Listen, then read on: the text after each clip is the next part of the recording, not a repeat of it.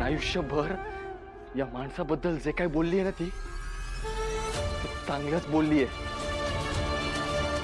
आणि हे तेव्हा आयुष्य आरामात जगत होते, नवीन संसार थाटत होते।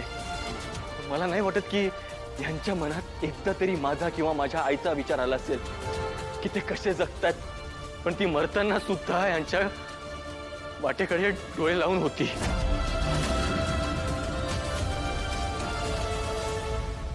तिला हे सुद्धा माहिती नव्हतं की ती ज्या माणसावर एवढं प्रेम करतीये, ज्या माणसाचं मूल तिच्या पोटात आहे, ज्याला तिने जन्म दिलाय,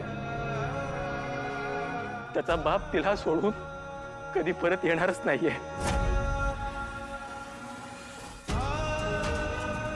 नाही का, ती बरं झालं हे सत्य तिच्या समोर तेव्हा आलं नाही। तिला खूप धक्का बसला असता या गोष्टीचा, कधीच यातनं सावरू शकली नसती।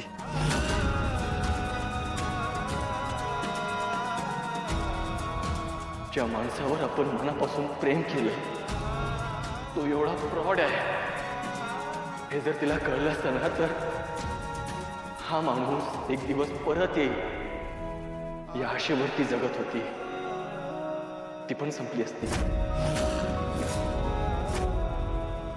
एकदा तरी तुमच्या मनात विचार आलाय, आपल्यासाठी घरदार सगळं सोडून आलेली बाई आपण सोडून गेल्यानंतर ती कशी जगत असेल? कधी विचार केलाय 12व्या वर्षी माझी आई गेल्यानंतर मी कसा जगलो असेल, कुठे राहिलो असेल, काय केलं असेल? तुम्हाला काही कल्पना आहे त्या गोष्टींची? हे सगळं तुम्हाला माहिती होतं। ज्या दिवशी तुम्ही माझ्या घरी आलात, माझ्या आईचा फोटो बघितला ना, त्याच दिवशी तुम्हाला कळलं होतं की मी त्याच देवकीचा मुलगा आहे जिला आपण वाऱ्यावर सोडून आलोय, जिची तुम्ही फसवणूक केली। तरीही मित्र मित्र म्हणत तुम्ही सतत माझ्या जवळ येत गेला। माझ्या आईकडनं सर्वस्व घेतलं, यावर मन नाही भरलं तुमचं? माझी फसवणूक का केली? बोला दयानंद खांडेकर, मला माझ्या सगळ्या प्रश्नांची उत्तरं पाहिजे। तुम्हाला हे कबूल करण्याची लाज वाटत होती की तुमचा हेतूच होता मला फसवण्याचा, हे मला माहिती नाही। पण शेवटी तुम्ही दाखवूनच दिलं, तुमच्यासारख्या माणसावर प्रेम करणं ही माझ्या आईची